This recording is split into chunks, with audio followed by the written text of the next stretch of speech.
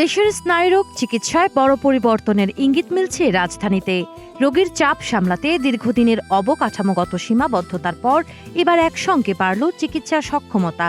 নতুন এই উদ্যোগে বিশেষায়িত চিকিৎসার সুযোগ আরও বিস্তৃত হওয়ার আশা করা হচ্ছে। শনিবার রাজধানীর national institute of neurosciences and হাসপাতালে 500 শয্যার নতুন ভবন উদ্বোধন করেন প্রধানমন্ত্রী তারেক রহমান। উদ্বোধনের সময় তিনি গাছের চারা রোপণ, মোনাজাত এবং বেলুন ও পায়রা উড়িয়ে আনুষ্ঠানিকতা সম্পন্ন করেন। নতুন ভবন যুক্ত হওয়ায় হাসপাতালটির মোট শয্যা সংখ্যা বেড়ে দাঁড়িয়েছে 1000-এ। 15 তলা নতুন ভবনটিতে আধুনিক আইসিইউ, অপারেশন থিয়েটার, উন্নত ডায়াগনস্টিক সুবিধা ও বিশেষায়িত ওয়ার্ড রয়েছে। এতে স্ট্রোক, মৃগীরোগ, পার্কিনসন্স, ডিমেনশিয়া ও মেরুদণ্ডের জটিল রোগের চিকিৎসা সক্ষমতা বাড়বে বলে আশা করা হচ্ছে। প্রধানমন্ত্রী বলেন, আধুনিক স্বাস্থ্যসেবা নিশ্চিত করতে শুধু প্রযুক্তি ও অবকাঠামো নয়, দক্ষ জনবল, সুশাসন এবং মানবিক আচরণও জরুরি। চিকিৎসক, রোগী ও স্বজনদের মধ্যে আস্থা ও সম্মানের সম্পর্ক গড়ে তোলার ওপরও গুরুত্ব দেন তিনি।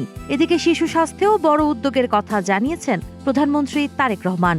খুলনা, বরিশাল, রংপুর, রাজশাহী ও কুমিল্লায় 200 শয্যার 5টি বিশেষায়িত শিশু হাসপাতাল চালুর কাজ চলছে। আগামী অক্টোবরেই হাসপাতালগুলো একযোগে চালুর লক্ষ্য রয়েছে। উল্লেখ্য, 2012 সালে 300 শয্যা নিয়ে যাত্রা শুরু করা প্রতিষ্ঠানটি ধাপে ধাপে সম্প্রসারিত হয়ে এখন দেশের অন্যতম বৃহৎ বিশেষায়িত নিউরোসায়েন্সেস হাসপাতালে পরিণত হয়েছে। এপিলেপসি বা খিঁচুনি, পার্কিনসন ডিজিজ, ডিমেনশিয়া কিংবা মেরুদণ্ডের জটিল রোগ বর্তমানে বিশ্বজুড়ে এক বিশাল চ্যালেঞ্জ হিসেবে আবির্ভূত হয়েছে। আমাদের দেশে এ ধরনের আধুনিক এবং বিশেষিত চিকিৎসার চাহিদা প্রতিনিয়ত বেড়েই চলেছে। আজকের এই 500 শয্যা বিশিষ্ট আধুনিক ভবন উদ্বোধনের মাধ্যমে এই ধরনের রোগের চিকিৎসা সক্ষমতা বহুগুণে বৃদ্ধি পাবে ইনশাআল্লাহ।